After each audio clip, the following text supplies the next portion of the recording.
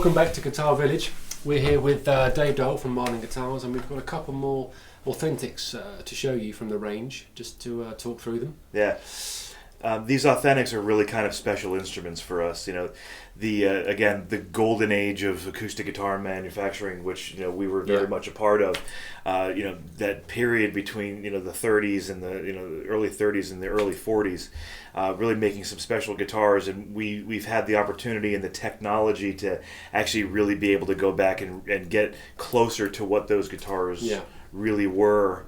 And thankfully there's a demand for them. As much as we might want to make these kinds of guitars, as long as there's people that appreciate them and want them, it really gives us the opportunity to kind of do these sorts of things. And so this is another example. This is a 1937 D-28. Correct. Adirondack spruce top. Again, this is going to be all hide glue construction. A long saddle. The old style long saddle. Again, with these guitars, Madagascar rosewood back and sides, still trying to really preserve the Brazilian that we have, but gorgeous. Madagascar rosewood is a fantastic tone wood.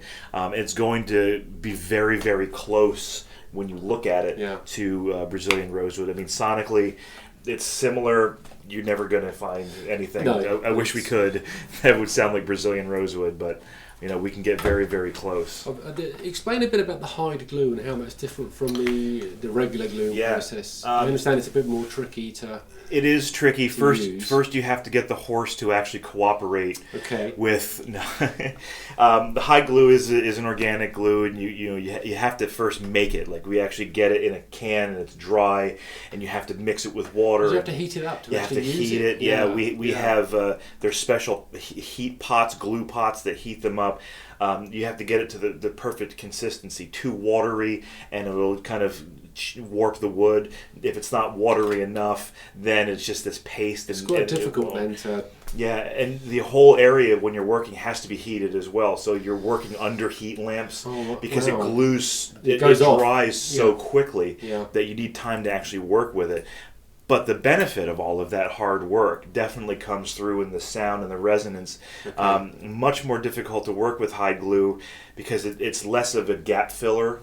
So you have to make sure the two joints pieces must be no gaps. Yeah, very little tolerance. Because otherwise you'll have deviations and everything in it.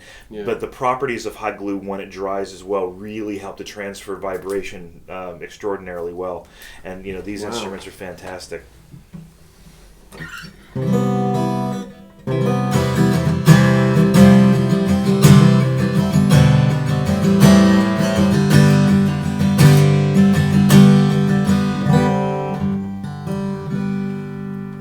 So this one does not have the torrefied wood on it. No torrefied wood. Right. Hide glue. Adirondack top.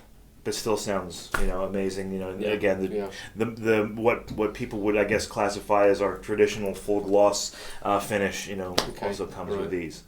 So now we've looked at a couple of guitars from the 30s and 40s, but obviously we've been making guitars a little bit longer than that. When you consider these are pretty vintage guitars, and you're talking about guitars that are near 100 years old. Yeah. But we'd already been making guitars for 100 years prior to that before we even got to these. So, I mean, we can talk about some of those, or we'll go back at least a little bit further. And then we pull out a guitar like this. This is a 0028K. The K is for Koa, based on the model from 1921. So you would have been using Koa? Yes. All that way back then? So that era was very, very popular with the ukulele all of a sudden. There was the ukulele boom, right? Depression. And ukuleles, koa wood comes from Hawaii. Yeah. So Hawaii kind of sort of around that time as well was becoming a popular place for wealthy people to kind of vacation to. So koa became a very exotic wood, obviously because of the beautiful properties of it. It's the only place in the world where you can find this wood, so it's getting increasingly more expensive, increasingly hard to find. Obviously, Hawaii is not a very large island, but the other cool thing about these guitars, especially mentioning Hawaii, when we first made these guitars, they were actually known as Hawaiian guitars, and they actually had the action was actually set up very high because, you know, you think of, just in your head, you think of Hawaiian music and you hear kind of that slide guitar. Yeah. That's how these guitars were originally made. They were made just specifically for slide. They didn't even have, you know, the frets weren't really in them. They were kind of pressed down because you didn't use the frets. You put it on your lap and you use the slide. The next version of that was made, because people were calling, and people were actually modifying the guitars to be able to play them as a standard guitar. So they actually started making them like this, but they came with this really cool little, it was like an aluminum piece that went up over the nut.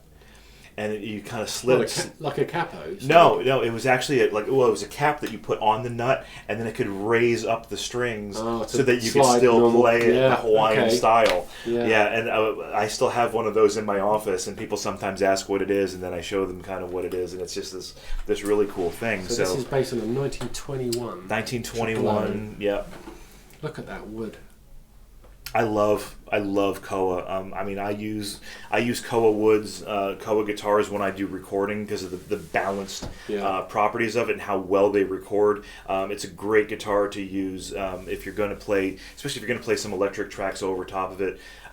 You know, you want to get the natural sound of what that guitar is and not have the engineer just EQ everything out. So, but these are just great, especially with the 12 fret body. Really kind of brings out the warmth and everything that koa sort of has. And I'm right in saying there's no truss rod in this guitar. There's no adjustable truss rod, just as the same as you know, the 37 and all the other Authentics. They don't have an adjustable rod. There is still something in the neck that will actually allow it to we're detuning, that will actually allow it to you know, strengthen that neck as well. So punchy. Yeah, that's koa. You know, you don't get a lot of bass, you don't get a lot of treble, but it's very, very even throughout the whole soundboard.